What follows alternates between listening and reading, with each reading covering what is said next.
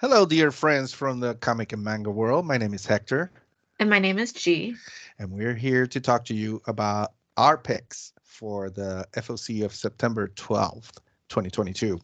Now, for those of you who don't know, G and I work for Penguin Random House, and we manage sales into the comic market around the world. So the books that we talk about here are from the publishers that we represent, and we sell into those markets. We also want to let you know, if you don't know, that aside from this YouTube channel, we also have some social media channels. We have Instagram, we have Twitter, we have Facebook, PRH Comics International.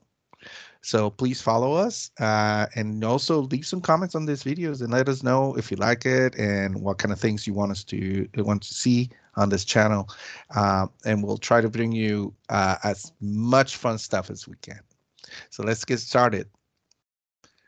Now, this week is going to be a quick week. We're only going to talk about our favorite covers for this week. So first one, it's my pick. It's Ghost Rider #7, the Maria Wolf variant. I mean, it's amazing. It's such a Maria Wolf art, and she does amazing. Everything she does is amazing, but especially when she takes a character that is like very horror oriented. And this one is definitely, obviously, Ghost Rider fits the bill. I love that. I don't know if you noticed, G, but it's not only flames, but it has eyes in some of the flames. Did you notice Oh, that? I did not Did you notice see that. the and like nose in some of them? Yeah, it's like skulls in the Yeah. flames.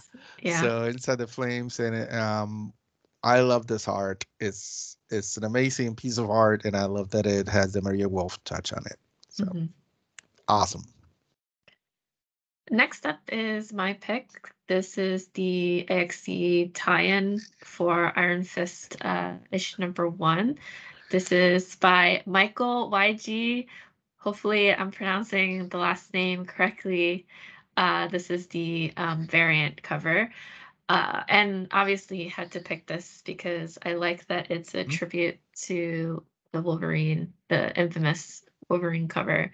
And perhaps a spoiler because it looks like Loki and the reflection of Yeah. the blade. So that's pretty cool. And yeah, super excited for this. Yes. Me too. Next is Gambit for this is the NetEase Gains variant, and last week we talked about NetEase doing variants or Marvel doing variants inspire on the characters for the Marvel Duel game from NetEase, and we showed those covers. But I had to show this one, kind of highlighted. I'm such a big fan of Rogue, but also this image in itself and the pose and everything is so awesome. It's such a great cover to have. So yeah, this is my pick, my second pick. All right, and then next up, I also have to give love to Nightcrawler. And so we have the Immortal XMen issue #7. This is the Mark Brooks variant. And again, I picked another XE tie-in uh, tie-in issue. And I like this because it's so, if you look at it, I know it's going to be beautiful in person Yeah. because it's so vibrant and he looks he looks like a demon like teleporting in this dark space. I like it a lot. It's Yeah, really I cool. love I love covers that really show the essence of the character, like Mhm. the Rogue one. That's why I liked it so much too. And this one definitely shows the essence of how beautiful it is. All the shifting that Nightcrawler does, but also how menacing it can be, which is Yeah. awesome. And the action poses are really well done. Yeah. Like the motion Yes. here, which is very hard for a lot of people to illustrate. So this is great the way that it looks. Yes. I love it. Yes. Definitely. And next up is All Out Avengers #2. the Peach Momoko variant, and we see here Kate Bishop. And it's really beautiful profile, and with a little bit of some flowers and I guess petals flowing out, and it's such a beautiful, very clean, very straightforward cover. It's it's just a beautiful Peach Momoko art, which if you listen to our videos, you know that we love Peach Momoko. So there's not much to say. There's just look at it, and I love the choice of having the white background on the top and the black on the bottom, and it really highlights all the lilac and purple and all the colors that she uses, and the Kate Bishop face with the sunglasses just sort of on the edge of her nose. It's just amazing. And then she did take a time to put nice lipstick on Kate Bishop too, which is we also appreciate, and I think Kate would appreciate it too. I like the subtle lift of one side of her lips. I don't know. There's just it's like a subtle personality. Yeah, I guess it's like a grunt. It's not like a grimace, a little bit. Yeah. But it's very subtle. The way that it's upturned just a little bit on the corners is so cool. I like it. Yeah, it's a cross between, and then the eyes too. It's just a lot of concentration, but also kind of being a little bit menacing at the same time, which is great. And this amused me so much when I saw it, because yes, so this is Wakana issue number 1. This is the Riley Window Shades variant, and there's been many Window Shades variants, but this one in particular, I love how they use the use of environment to really portray. This one, we have the digital screen, which makes sense instead of using yeah. It's Wakanda, so of course they would have digital shades. Exactly. Instead of the blinds, we have. Instead of the blinds, yeah. We have this. Yeah, I love it, and I there are some of these at the beginning that were very straightforward, and then you have some of them. I know there was the Wolverine one where the shades are slashed.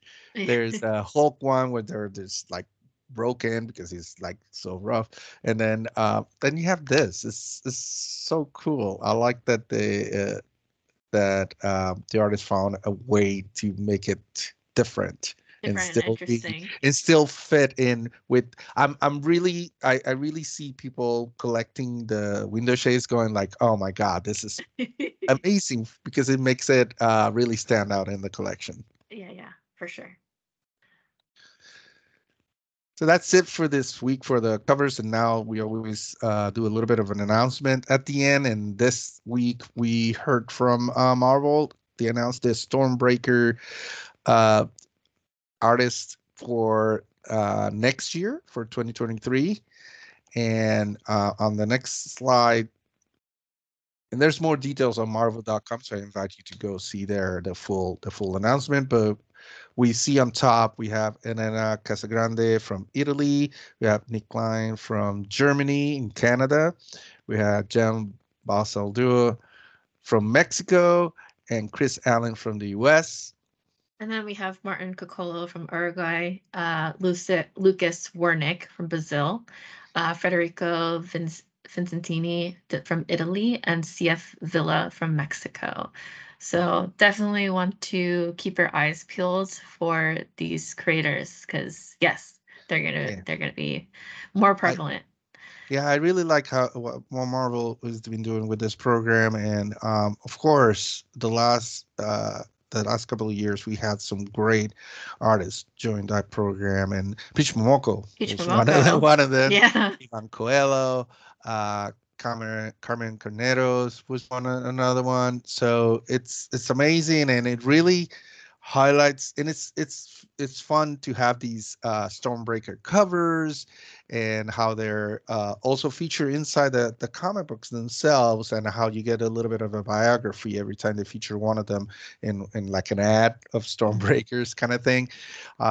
So I think this is the kind of job that the publishers should also do. It's like not just, polish and have the stories and publicize the stories and the characters out there, but also help out the artists themselves by publicizing them. And as a comic book collectors, that's a big part of our collection, is like finding these artists that might be new to us, but then maybe they've been around and they've done a lot of work and we didn't know about it.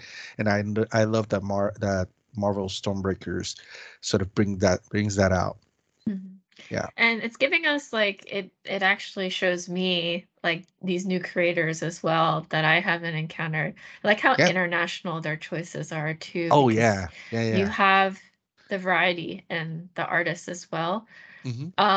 Not just because of where they're from, but also I imagine where their influences are from and how their artwork is portrayed. So I really enjoy that Marvel is doing this. So yes, definitely.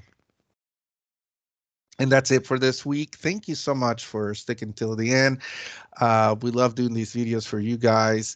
We do have to mention really quick that any opinions that G and I make on these videos are our own and in no way reflect the opinions of Penguin Random House, its imprints, or its distribution clients. So that's it. Like I said before at the beginning, please, you can follow us at PRH Comics International on Facebook, Instagram, Twitter, and also this channel on YouTube. Thank you so much and see ya. bye, everyone.